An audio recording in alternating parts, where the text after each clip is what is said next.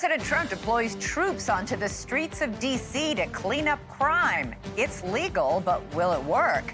And could other cities be next? I'm Elizabeth Vargas, and America's news starts right now.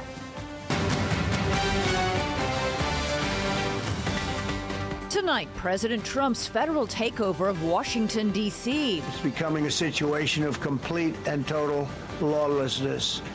And we're getting rid of the slums, too. Is sending in the National Guard the right move? And why now? We're live on the ground with the latest reactions. Then justice for Rachel Morren, the illegal immigrant who murdered the Maryland mother of 5. Here's his sentence today. Did the family agree with the judge? The sheriff who helped put the killer behind bars is here to react. And later, Zoran Mamdani launches an anti-Trump tour through New York City. But is his socialist vision a realistic path to affordability or a dangerous delusion? Libertarian, journalist, and New York City resident John Staceil is here live, and he's got plenty to say. Happy Monday. Plenty of news to get to. President Trump threatened to do it, and then he did. President Trump has ordered a federal takeover of Washington, D.C.'s police force and a mobilization of the National Guard over what he calls an out-of-control crime wave in the nation's capital. Remember, unlike Los Angeles or any other city for that matter, Washington, D.C. has a unique relationship with the federal government. The law gives the president power to declare a public safety emergency and seize control of the city's police. And today, that is precisely what he did.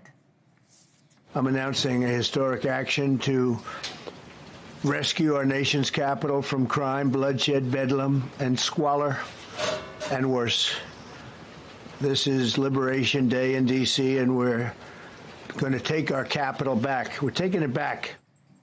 The White House tells NewsNation that the president's takeover of D.C.'s more than 3,000 local police officers is expected to last about 30 days. That's how long the law allows, unless Congress extends it. Trump says 800 National Guard troops are being deployed very soon, and he says he will even send in the active duty military if needed. If necessary, we're going to move service members directly to joining the Guardsmen, and that'll take place very rapidly.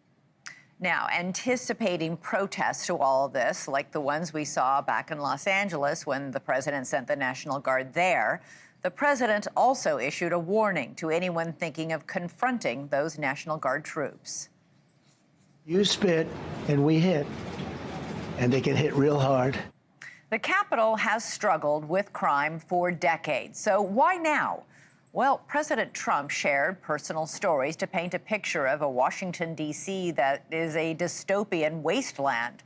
Among those stories, the case of a 19-year-old former DOJ employee named Edward Corsetine, who was savagely beaten when a group of teenagers tried to carjack him. But the actual crime data paints a different picture, according to D.C. police. Total violent crime this year is down 26%, and that includes every major category: murders, assaults, robbery, sex abuse, all down. Last year, violent crime hit a 30-year low. But for President Trump, that is still too high. In fact, compared to the nation's 75 largest cities, Washington, D.C.'s homicide rate is still in the top 10, coming in at 8th. Let's go right now to NewsNation's Joe Khalil, live for us on the streets of Washington. Joe, how is D.C.'s mayor reacting to this? I know she held a news conference this afternoon. Yeah, she did. There's a real consensus building, Elizabeth, in Washington, D.C., among the people who live and who work here, that they really oppose this. They mostly see this as federal overreach. Maybe not surprising. We're in one of the more progressive cities in the entire country. But we talked to people. We spent the day walking around. I was popping into store after store after store looking for business owners, even the business owners who have been themselves victims of crime, people coming into their stores and grabbing things. They acknowledge, yeah, that is a problem, but they also say they, too, do not want to see National Guard troops on these streets. They feel like that is a bridge too far. And the ones who've been here for a long time have actually acknowledged what you've said, that the numbers appear to be coming down. Many of them told us it feels a lot safer now than it did 5, 10, 20 years ago. So there is that dichotomy there. Now, when it comes to Muriel Bowser, the mayor of D.C., her response was interesting, I thought, because she also came out and said she doesn't feel this is necessary. Crime's moving in the right direction in D.C. But she did say she doesn't think this is right. Her tone was not aggressive. It wasn't defiant. It was, okay, we'll work with the Trump administration. We'll figure out what this looks like. I'll meet with the attorney general and we can figure out how to move forward. And she also sort of put the blame a little bit on Democrats who are now complaining about this, saying you had your chance to change the rules and the law and you didn't. Take a listen to what she said earlier.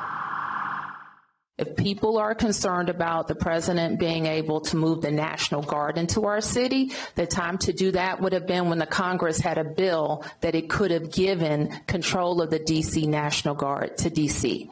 So there are things that when a city is not a state and not fully autonomous and doesn't have senators, that the federal government can do. And so other officials went a little bit more aggressively at the administration, calling this inappropriate, calling it wrong and an overreach. I just want to read the one entity in D.C. that fully agrees that this is the right move, and that is the D.C. Police Union. And today their chairman put out a statement saying, in part, that we stand with the president in recognizing Washington, D.C. cannot continue on this trajectory. Crime, he says, is out of control, and our officers are stretched beyond their limits. The federal intervention is a critical stopgap. Now, the one caveat that the police union put forward was they agree with this move so long as it remains a temporary one, not a permanent one, Elizabeth. All right, Joe Khalil on the streets of D.C. getting the temperature there. Let's bring in Kaya Chattergy. She's the executive director of Free D.C., a group advocating for self-governance in the nation's capital. She and her group protested outside the White House as the president made his announcement today. Thanks so much for being here. So, Kaya, D.C. still ranks in the top 10 when it comes to homicides.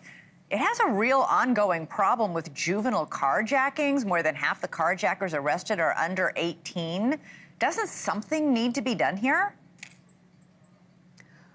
We definitely need to do something about the safety of the people of D.C., but the things that need to be done are things like stopping mass firings, are things like making sure that people have access to housing, people have access to Medicaid, people have access to basic social services that we know reduce crime, that children have an ability to be taken care of. We, the people of D.C., our elected officials, have reduced crimes to to record lows, right? These are records that have been set in reducing crime, and that's because we know how to do it. And that means we also know that what Trump is doing right now is exacerbating crime in D.C. This whole thing is just a pretext.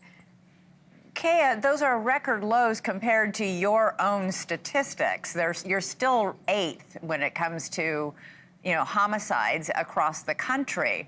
And while crime is down, it is still high. And when you look at these carjackings, I mean, a congressman was carjacked, an FBI agent was carjacked. There's still an issue there when you have these teenage gangs roaming around committing these crimes.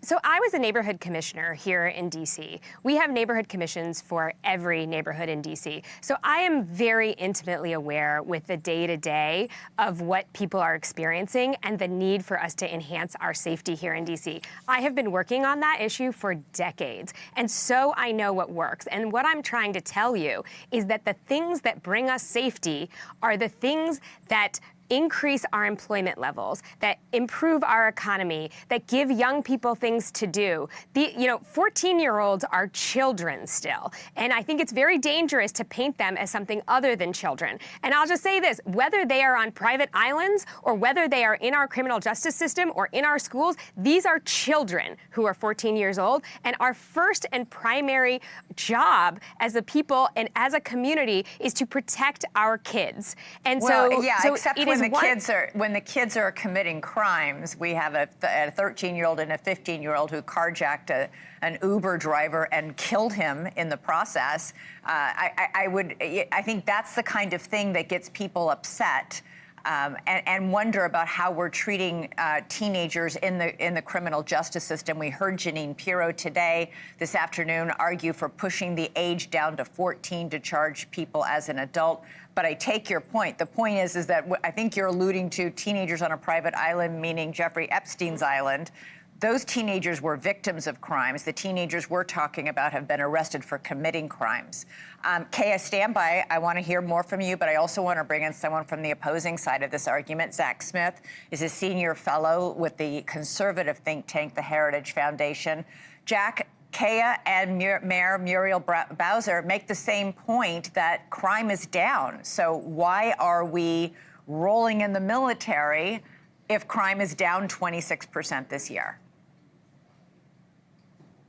Well, I think we have to put those statistics in context. The 30-year low statistic that has been cited so often in recent days, that comes from January from the Biden administration. I think there are reasons to question the validity of that statistic, whether the crime numbers have been accurately reported. I also think we have to look not just last year, but look at the crime rates today compared to 5, 6, or 7 years ago. And unfortunately, the crime rates today are still much, much higher than they were if we go back 5, 6, 7 years. And I'll give one statistic. If you look at carjackings in 2018, there were 148 carjackings that year. If you look at carjackings in 2023, there were 957, almost 1,000 carjackings. Now, last year, that number decreased substantially, though, again, there are reasons to question whether that number was accurately reported. But that 497 carjackings from 2024, that's still almost triple the number than in 2018. So all of that to say, D.C., unfortunately, is still confronted with a serious violent crime problem. But Zach, we didn't. I mean, listen, it is 8th when it comes. There are other American cities that have far higher murder rates than Washington, D.C. We don't see federal troops rolling into those cities. We don't see the National Guard rolling into those cities. Well, D.C. is unique. It's our nation's capital. I think we heard the president say that today. And ultimate authority for what happens in the district rests with the federal government. And unfortunately, I think one of the frustrations we've heard from so many D.C. residents is that there really seems to be a lack of accountability, particularly for very young juvenile offenders. The D.C. Attorney General, who primarily prosecutes juvenile offenders, he has said he will never charge a juvenile as an adult, no matter how violent their crime, no matter how heinous their actions. And it is that lack of accountability that has been so frustrating. Kaya, that brings us back to what you and I were just discussing before I brought Zach in, which is this tension here between Janine Piro, who's now the U.S. Attorney for Washington, D.C. As I said, she called for lowering the age to 14 to when you can charge these teenagers as an adult. The Trump administration clearly believes that D.C. is not being tough enough on youthful offenders. And the D.C. Attorney General had said a couple of years ago, kids will be kids, to explain the light sentences they were getting. So the Attorney General, the mayor, there's not a single person in D.C. that has asked for this takeover of D.C. You asked a question a few seconds ago, which is why D.C.? And it is because we're the capital, and it's because authoritarians want to take over capitals. It's so that they can control the people and the message, and they can make sure that they are not protested and that people are not demanding their liberties. Hopefully we can all agree that it is a complete overreach to deploy the military in a city that has declining crime rates. Hopefully we can agree that people should decide but through their representatives on the way they are governed. This is a very simple question about, are you on the side of democracy or are you not? The people of D.C. have been clear. We do not want this. Does anyone care what we think? Does it matter whether people whether people think that this is a good idea or not? In a democracy, it matters. So right now we are at a moment where the simple question is, are you on the side of democracy or are you not on the side of democracy? And if you are on the side of democracy, then you want a free D.C. You want a D.C. where our leaders, the people who we elect, make decisions for us, not people who are in the middle of a power grab all over the country. But most importantly, they want to take over our community because they know that that is how authoritarians gain more power. And we are not going to let it happen. All right, Zach Smith, Kaya Chattergy, thank you both so much. I really appreciate the dueling points of view. Thank you. Coming up for us. Coming up for us, the illegal immigrant who murdered Rachel Morren on a popular hiking trail in Maryland is sentenced to life in prison this afternoon. The sheriff who helped catch him will join me live with his reaction next. Plus, the Democratic Socialist running for mayor of New York City launches an anti-Trump tour of the city. One of the most recognizable libertarians and my former colleague, John Staceil, joins me with a warning about Zohran Mamdani's feel-good stump speech and why it may all backfire. Turning now to Western Pennsylvania and a reminder of just how dangerous work in the industrial sector can be. Rescue crews are desperately searching for one person missing after an explosion at a U.S. steel plant. One person died and 10 others were hurt in that explosion. The incident happened earlier today at the Clairton Cook Works near Pittsburgh. Video captured the explosion, which sent a burst of black smoke into the air. One witness said it felt like thunder. Officials addressed the search for the missing employee this afternoon. We think we know the general location of that employee, but we're not 100% sure. Search and rescue is on site. It is unclear what caused the accident. U.S. Steel says it involved at least 2 coke oven batteries. Authorities say the investigation will be thorough and probably take some time. Meanwhile, the illegal immigrant convicted of killing a Maryland mother of 5 will spend the rest of his life behind bars in a case that became a political flashpoint for illegal immigration across America. 37-year-old Rachel Morren was out for a run in August of 2023 in a Baltimore suburb, and she never came home. Nearly 2 years after she was brutally attacked and killed, her family sat in a courtroom today in Bel Air, Maryland, as a judge sentenced a stoic 24-year-old Victor Martinez Hernandez to life in prison plus 40 years for raping and murdering Morren. Victim impact statements from her kids told stories of heartbreak and shock, describing her as a loving mom, resilient and strong. Searchers found Morren's body in a drainage canal off a hiking trail. She was barely recognizable. Martinez Hernandez was on the run for 10 months, setting off a nationwide manhunt before he was captured in Oklahoma. He entered the United States illegally 3 times from his home country of El Salvador, where he was wanted for a woman's murder. Investigators found his DNA on Morren's Apple Watch, her clothing, and her body. Modern DNA technology is what helped officials crack this case and end the expensive and expansive manhunt for the killer. At today's sentencing, the judge told Martinez Hernandez, quote, "There is simply no hope to rehabilitate you." Joining us now is Sheriff Jeffrey Gaylor from the Harford County Sheriff's Department. Sheriff, great to have you back on the show. I just want to get your reaction to the sentence today. No, obviously, Elizabeth, thanks for having me back on. We're very satisfied. It's hard to use a word like pleased. You don't want to use an adjective that describes that there's anything nice coming of this. I sat there with the family as the victim impact statements were read in the courtroom today. And it's just, as you described, heartbreaking to sit there and listen to what Rachel's loss means to that family, as it would to any of our families. The prosecutor, the prosecutor at the trial said that this murder was premeditated. He said, quote, "You don't accomplish a rape and murder in 4 to 6 minutes unless you have a plan." He said there were photos of Rachel Morren and searches of her neighborhood in Martinez Hernandez's phone. Our state's attorney, Allison, it's a lady, but she did a great job. She prosecuted this case. She gave the presentation today for the sentencing, asking for the max sentence you get here in Maryland, which is what the judge delivered on. But yeah, as far as the investigation, we are still not sure to this day how he initially decided to target her. But effort was made, obviously, to be on the trail at a time when she was there, to intercept her when no one else was around, and to grab her, pull her away from the trail. They described the the blood that they followed from the trail to where he ultimately, assaulted her and took her life. So, that 4 to 6 minutes for all of that to take place, he thought this through. He had a plan. I don't think that we were sure that it was Rachel or just an opportunity for a unlucky woman to be coming down the trail at that time.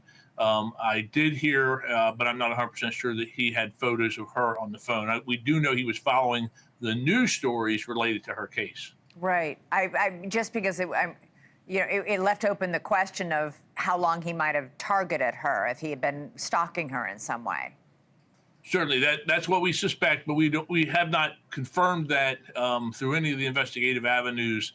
We know it was him that did this horrific act that took her life. The DNA evidence, all the evidence is rock solid. He denied ever being here in Maryland. Of course, coworkers and family put an end to that lie. He's lied his way. What information he did give to investigators before or after being arrested, it was all lies. And the judge saw through that. The state's attorney, again, did a wonderful job. She did a wonderful job presenting the case for sentencing and maximum sentence. Again, it's regrettable that we don't have the death penalty here in Maryland because this is certainly, in my opinion, a death penalty case. I was struck by what the judge said when he gave the defendant this maximum sentence. He said, there is simply no hope to rehabilitate you.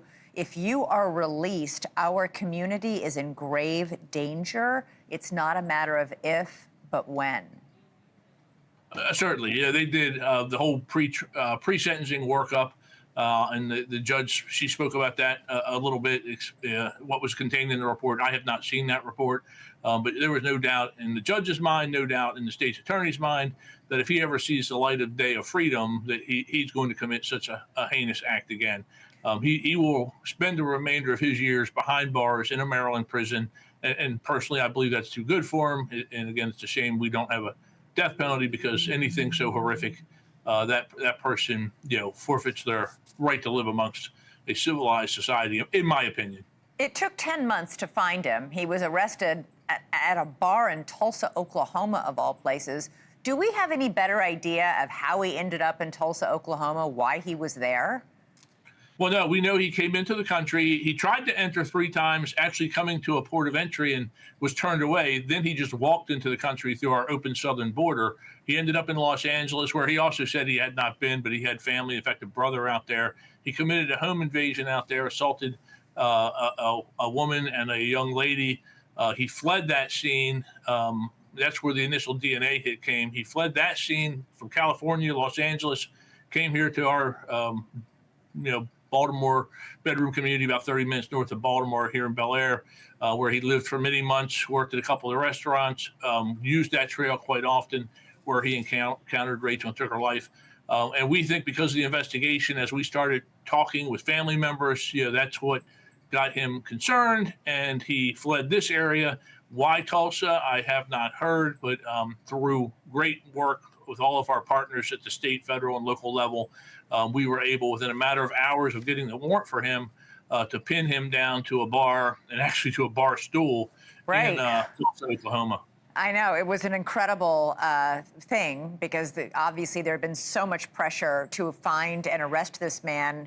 We knew from the doorbell cam video we had him in L.A. committing some sort of an assault. We knew that he was suspected. The same person then went all the way to the East Coast and committed this murder, and then to track him down to Tulsa, Oklahoma, to the bar stool on which he was sitting having a drink when you arrested him. Thank you, Sheriff Gaylor, so much for joining us tonight. Really appreciate it. Okay. Thank you. Coming up for us, what would New York City be like as a socialist democratic city? Well, my next guest doesn't want to find out. He's John Staceil, and he joins me live with his take on Zohran Mamdani's campaign and his potential mayoral administration.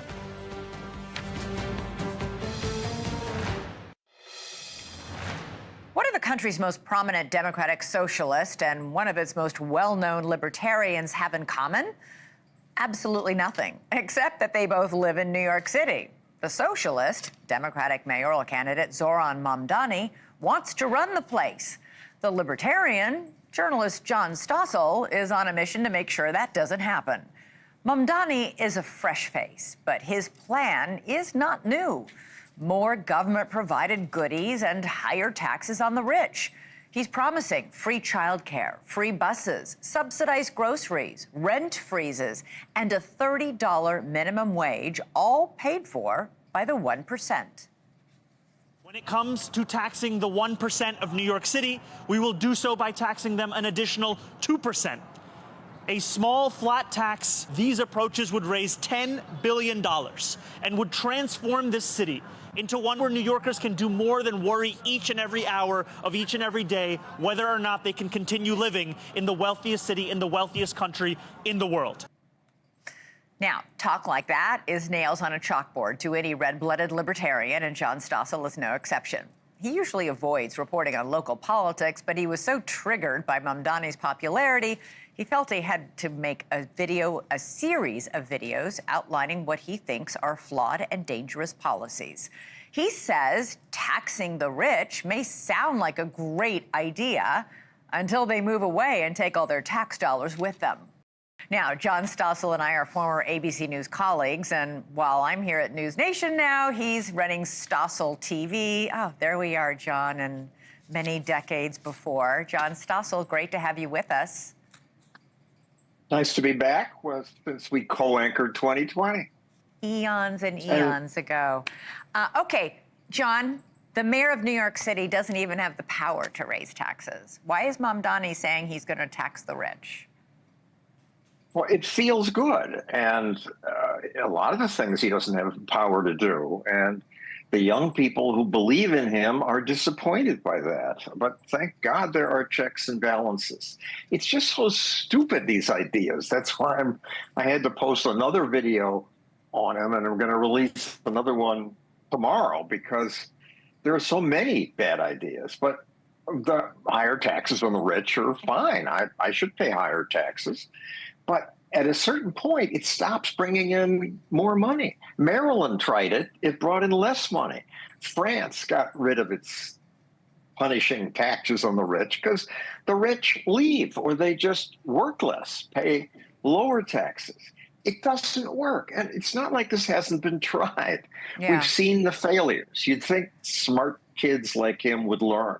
Well, Mamdani says his democratic socialist policies will bring a, quote, dignified life to people, that rent will be cheaper, that food will be cheaper, that bus rides will be free.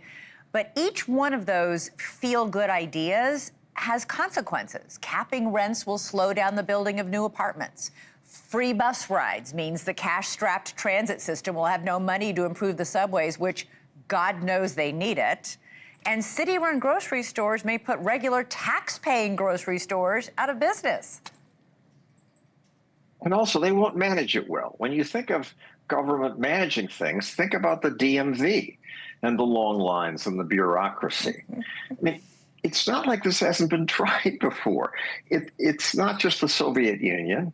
It's Venezuela, Cuba, of course, but China only started to prosper when they got rid of their government-planned economy and allowed capitalism. Same with Vietnam.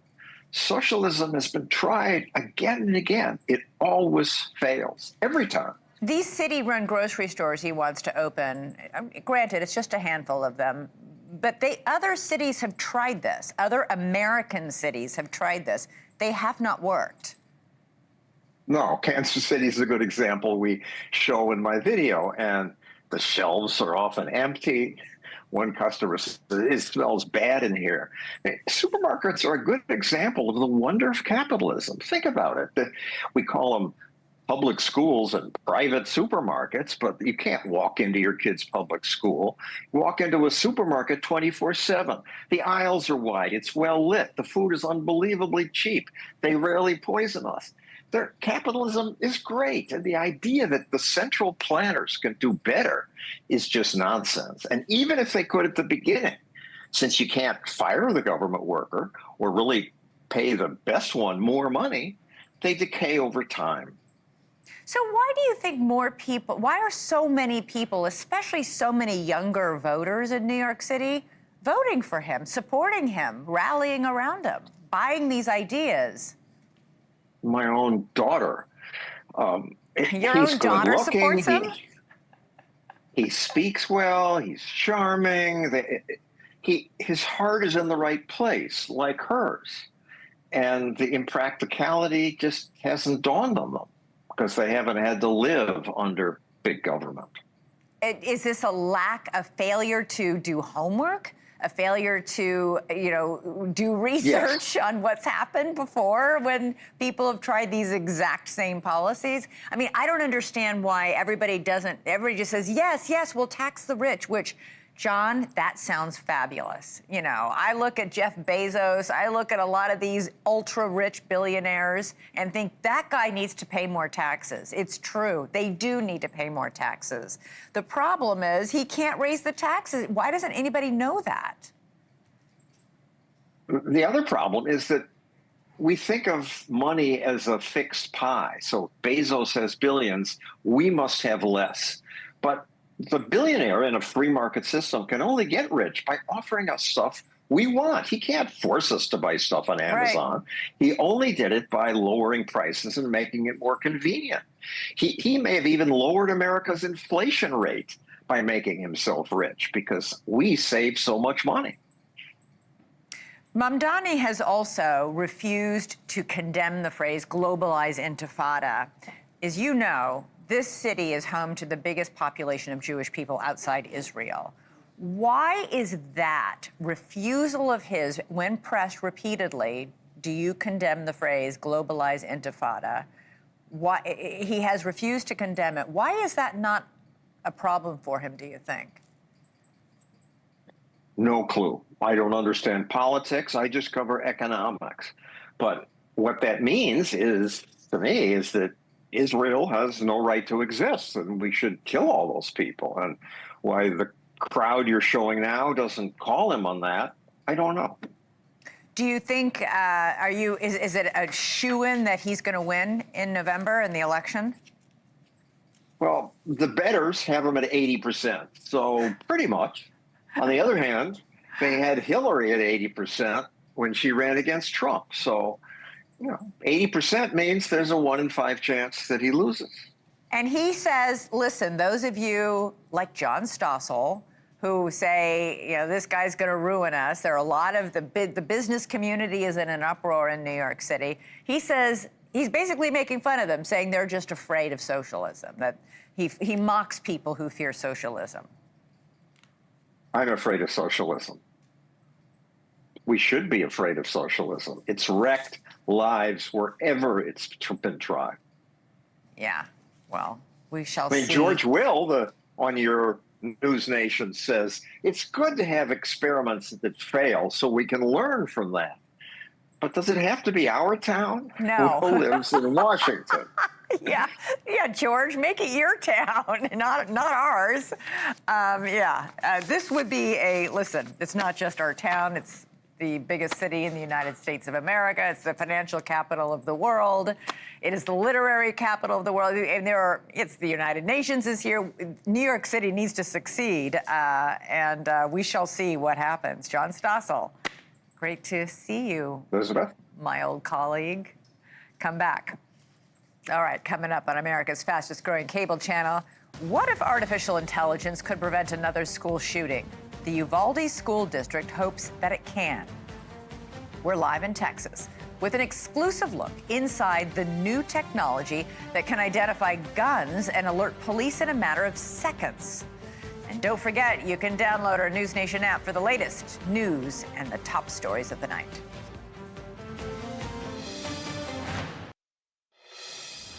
All right, we have another deadly shooting, this time in Austin, Texas today. A gunman opened fire earlier this afternoon at a Target in the parking lot there, killing at least 3 people. 1 other person was injured. The gunman fled the scene in a stolen car, then wrecked it, stole another car from a Volkswagen dealership, and then was finally arrested after being tased. Austin police say the suspect has a history of mental health issues. They also say it was not immediately clear what led to the shooting. It seems that every day now we're covering some new way that artificial intelligence is changing our lives. And today we're covering one way it could save lives. You might not think AI could stop school shootings, of all things. But in Uvalde, Texas, site of one of the country's worst school shootings, The school district is deploying new AI technology to protect students and staff. NewsNation's Allie Bradley got an exclusive firsthand look at how it's supposed to work. She's live in Uvalde with details. Allie, we all know that in an active shooting situation, every second counts. How does AI help in this system? Yeah, every second really can mean the matter of life and death, right? And we're here in front of Robb Elementary. As you can see, it's still standing. As you can see, the memorial still here, just like it was yesterday. But it's been 3 years. The community's still reeling with this tragedy. And this AI technology that they're deploying throughout the district could just offer a little bit of mental relief for some people living here. We're talking about AI gun detection software. Here's how it works. Deep in the heart of Texas, the Uvalde School District has become synonymous with school shootings and unimaginable loss. On May 24th, 2022, a gunman opened fire, killing 19 students and 2 teachers at Robb Elementary. A Justice Department report found cascading failures by law enforcement during the attack. 3 years later, the district is turning to an innovative technology to make sure that never happens again. A company called OmniAlert uses artificial intelligence to detect guns and alert authorities within seconds, hopefully before any shots are fired. If the shooter brandished the gun outside on camera, the system would have activated and been able to help. The Uvalde School District received a $400,000 grant from the company to install the AI in cameras across the district. The sooner that you know there's a threat on your campus, the sooner you can respond. Its CEO says the grant was created in the aftermath of the Robb Elementary tragedy. After Uvalde, it really was a dramatic awakening. So how does it work? The OmniAlert AI scans existing security cameras for visible firearms, spotting a threat, verifying it within seconds, and triggering an immediate response like a school lockdown. Within 30 seconds, it basically performs 4 different functions. Detect, verify, activate, and respond to all threats. And then it formulates a response. So all of those 4 activities take place within a very, very short period of time with the attempt to use this information to prevent tragedy. The district says it's not facial recognition and no personal data is stored. It's focused solely on preventing gun violence. I believe that any amount of time that you can put between your people and a threat is a game changer. Every minute that you can give people during an emergency situation saves lives. Okay, so Elizabeth, this technology has not yet been implemented in the school districts here in Uvalde. They're working to get that done. They're working with OmniAlert to get that streamlined across their districts so that it can prevent any kind of tragedy here. Now, what they've done in the meantime, they put up 8-foot-high non-scalable fences, and they have 2 officers that are actually monitoring cameras 24/7. These are cameras they did not have 3 years ago during the shooting. These are newer cameras. So those are things that they do think offer a little peace of mind and safety and security as well. Elizabeth. All right, Allie Bradley reporting live from Uvalde. Thank you. Coming up for us, Cuomo is about to lead the show with the head of the D.C. Police Union, why he supports the president's temporary takeover of the police department. Stick around.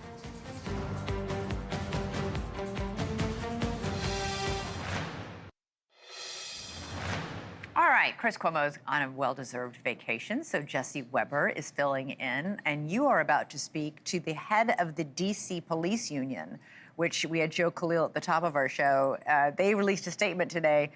They are one of the groups, the few groups, who are speaking out in favor of Trump's deployment of the National Guard and the federalizing of the D.C. police. Yeah, I'm made of questions. First of all, logistically, how's it going to work? What's the job of the National Guard? What does it mean to federalize the police? How is this helping the men and women in blue? It's interesting. The police chief went out of her way today to say all the policies. Well, first of all, the mayor said the police chief's in charge, not the president, which she's been kind of deferential. She's been very measured. Yeah. I think she understands she has no options. She can't sue. He's in his legal right to do this. If he's going to try this anywhere, it makes most sense legally for him in D.C. And by the way, I mean, I got to say, could this work? It's an interesting kind of test right now. Sure, we could talk about the crime statistics, and I'm going to challenge him a little bit about why do this out of all times right now. But could this be successful? And what is success really? What does it mean? And if you want to know where we talk about if it's going to be some measure of success and crime will go down as a result of this, could this happen in other states? Could it happen in red states? Remember, crime doesn't just stick in blue states. It's also Oh, red no, states the as number well. one murder city is Memphis, Tennessee, which is Tennessee is a red state, as is Missouri. St. Louis is number 2. Listen, my whole thing is it's only going to be for 30 days unless Congress extends it, which I don't see happening. Could happen, maybe. You think they're going to fight on it? You think they're going to push back on it? But here's the thing. On the one hand, nobody wants crime. Nobody wants crime. Cracking down on crime is a good thing, but at what expense? We can't send the National Guard to every city. We can't become a police nation. And we don't have the funds for all of that. That is true. And that's why D.C. is kind of this interesting litmus test to see it. Look, I'm very curious to see where this goes and how it's going to operate, because I wonder, and this is something I want to ask, do they need help? You know, we were talking to Mr. Pemberton before, and he says there's a shortage of police in D.C. That is a real issue. Talking about New York, you talked about the mayor's race with Mamdani potentially going to win. There is a real fear in this country about men and women in blue not signing up or leaving. And is this now the answer? Is this where we're at right now, where we need to get the Guard in? It's not the only jurisdiction having a problem retaining police officers. It's they've got a big job to do, and we rely on them in the worst moments of our lives. We need police there to help. All right, looking forward to it. Have a great show, Thank you so much. Jesse. And by the way, you have a terrific team. I was filling in for you last week. Great team. I know, we are a good crew. You got it. Thank you for watching. Subscribe below and download our NewsNation app right now on your phone, and you will get fact-based, unbiased news for all Americans.